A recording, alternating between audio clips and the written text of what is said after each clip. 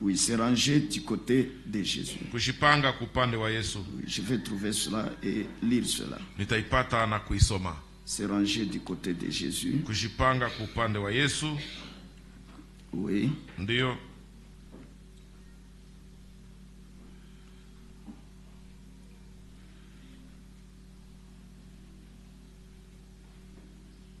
Non, une minute, j'essaie de trouver cela. Dakika moja najaribu kutafuta ile. Oui. Ndio. Le frère Branham pouvait dire ceci. Ndugu Branham angeweza kusema hivi. Paragraphe 55 à 56. Kifungo 55 na 56. Frère Branham dit ceci. Ndugu Branham anasema hivi. Or mon idée serait ceci, frère. Na wazo langu lingekuwa hili ndugu. Oui, j'espère que c'est là-bas, oui. Naanza ni pale. Or mon idée serait ceci, frère. Na wazo langu lingekuwa hili ndugu. C'est que par exemple dans cette église ici. Ndani ya kanisa hii. Pour ce qui est de mon ministère, à mon avis, quatre choses pourraient se produire. Et peut-être que ça ne sera aucune des quatre. Mais c'est tout ce que je peux entrevoir. Si celui qui m'a parlé là-bas à la rivière, là il parle du Seigneur, et la rivière dont il est question ici, c'est la rivière Oyo, ou le fleuve Oyo. Quand Frère Branham baptisait la 17e personne, vous savez que le Seigneur, dans une lumière surnaturelle, avait dit que comme Jean-Baptiste a été envoyé pour préparer la première venue de Christ, tu es envoyé avec un message qui préparera sa seconde venue. Donc c'est de cela qu'il s'agit ici. Alors il dit, si c'est là tout ce qui restait à accomplir pour l'église des nations. Et nous comprenons bien que dans l'Apocalypse, il n'y a qu'un, deux, trois chapitres qui concernent l'église. L'église monte au chapitre 4. Elle ne réapparaît plus avant le chapitre 19.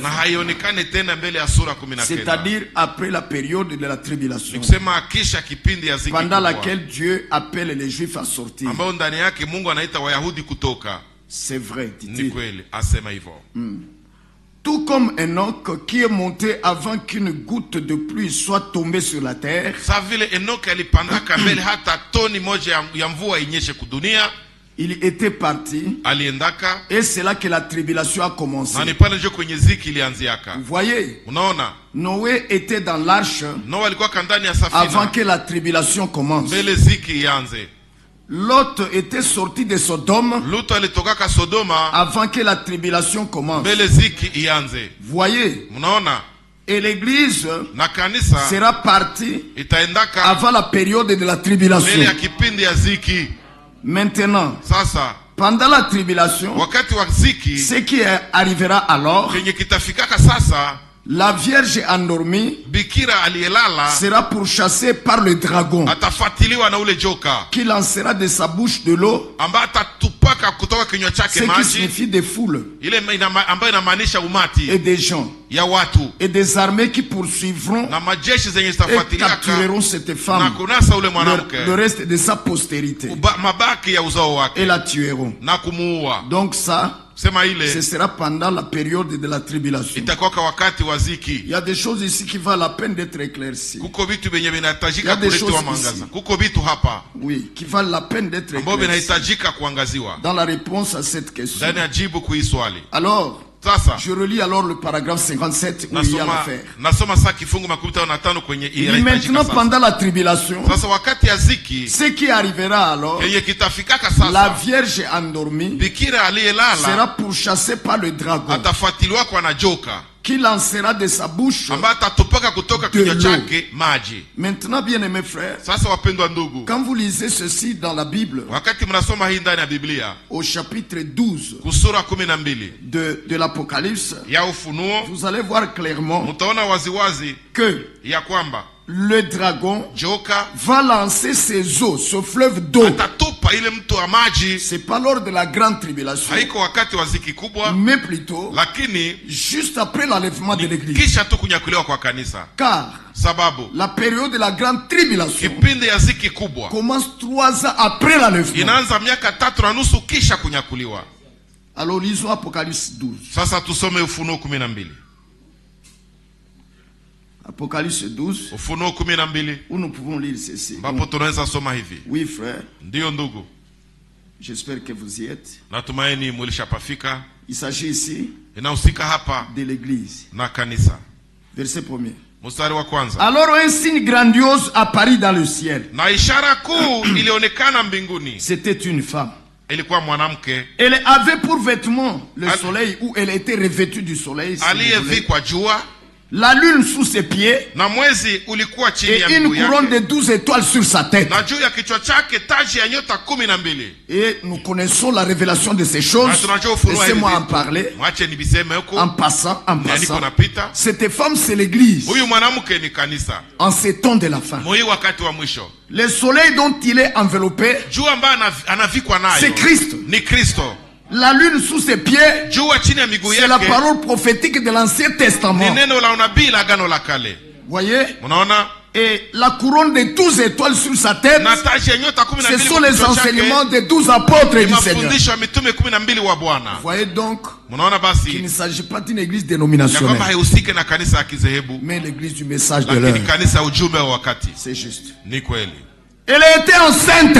Alikuwa na Oui, mimba. l'église est enceinte Ndio actuellement. kanisa iko na mimba kwa sasa. Enceinte de la sémence de Christ, Mimba ya mbegu ya Kristo, la sémence parole de Dieu, mbegu neno la Mungu, et bientôt d'elle, na karibuni kutoka kwake oui, ndio le fils mâle naîtra. mwana wa kiume atazaliwa. Le fils mâle naîtra. Mwana wa kiume atazaliwa. Continuons. Tuendelee. Elle était enceinte, Alikuwa na mimba sur le point d'accoucher. kwa hali ya karibu kuzaa. Sur le point d'accoucher. Karibu kuzaa. C'est là que l'église actuellement. Pale njo kwenye kanisa iko kwa sasa. Sur le point d'accoucher. Karibu kuzaa. Gloire à Dieu. Tukufu kwa Mungu. Gloire à Dieu. Tukufu kwa Mungu. Et ses douleurs lui arrachaient des cris. Hali ana utungu wa kuumwa katika kuzaa. Et ces douleurs, Na ile utungu, maumivu yake, maumivu yake lui arrachaient des cris. zilikuwa zinamtosha mokelele, Zinamlalamikisha. zinamlalamikisha. Et c'est l'état dans lequel nous sommes aujourd'hui. Najua wakati tuko ndani leo, Nous sommes en cri. tuko katika kelele, Oui, oui. ndio ndio, Soupirant. tukiugua Pour que il y kusudi ait la naissance kuwe kuzaliwa de ce fils ya mâle. ule mwana wa kiume, Le fils de Dieu, mwana wa Mungu, les fils de Dieu, wana wa Mungu parvenir à la perfection. waliofikia kuukamilifu. N'est-ce pas que vous criez tout le temps? Si mnalalamikaka wakati yote, Moi et vous, nous crions. mimi na nyinyi Nous voudrions que ça tunalalamika se fasse vite vifanyike mbio mbio, pour être affranchi totalement ili tuwekwe huru et entrer kikamilifu dans la perfection, na kuingia katika ukamilifu, dans l'état d'homme fait, ndani ya hali ya mtu aliye kamili, à la stature parfaite de Christ. kukimo kikamilifu cha Kristo. Nous gémissons à nous-mêmes. Tunaugua ndani yetu, Mais Dieu a promis, lakini Mungu ne vous aliahidi, en faites pas, msijali, Dieu le fera. Mungu atavifanya. Là-dessus, Pale juu kuhusu ile, kuhusu ile un autre signe parut dans le ciel. ikaonekana ishara nyingine mbinguni, Et voici, c'était un grand na dragon. tazama joka C'était kubwa. d'abord une femme. Alikuwa kwanza mwanamke, Kulikuwa kwanza. kulikuwa kwanza Et mwanamke, ensuite, na kisha c'est un autre signe, un second. ni alama nyingine ya pili, Le dragon, joka c'est Rome. ni Roma. Ce dragon, c'est Rome. Ule joka ni Roma. Huyu, Huyu joka ni Roma. des couleurs de feu. Joka kubwa jekundu wa rangi ya moto. Il avait 7 têtes Alikuwa na vichwa 7 et 10 cornes. na pembe 10. Nous connaissons ce dragon. Tunajua ule joka. Nous connaissons cette bête Tunajua ule mnyama qui avait 7 têtes ambaye alikuwa na vichwa 7 et 10 cornes. na mapembe 10. C'est Rome. Ni Roma. Chacune de ces 7 têtes Na kila kichwa portait un diadème. na juu ya vichwa vyake vilemba 7. Chacune de ces têtes. Kukila kichwa chake. Chacune de ces têtes portait un diadème. Kila moja ya kichwa ilikuwa inavaa kilemba Au taji. au taji. Sa queue balayait le tiers des étoiles du ciel. Na mkia wake wakakokota manyota za mbinguni. Lisez bien dans ta Bible. Na mkia wake mkia. C'est verset 4. Kokota. Na mkia wake wakakokota 100 ya nyota za mbinguni. Tu vas changer la traduction certainement. Ouais. Saké balaya le tiers des étoiles du ciel et les jeta sur terre. 12 verset 4. Joka hilo liliburuta kwa mkia wake kuburuta kabisa theluthi moja ya nyota za anga na kuzitupa duniani.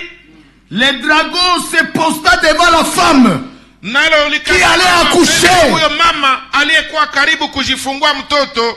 Je reprends. Narudilia. Écoutez cela. C'est la prophétie. Ni unabii. Ça va arriver bientôt. Nafika karibuni. Mais le dragon est déjà là. Lakini joka alishakuwa pale. C'est le système antichrist qui a. Ni ile namna pinga Kristo yenye iko ni Roma. Rome religieux. Roma ya kidini.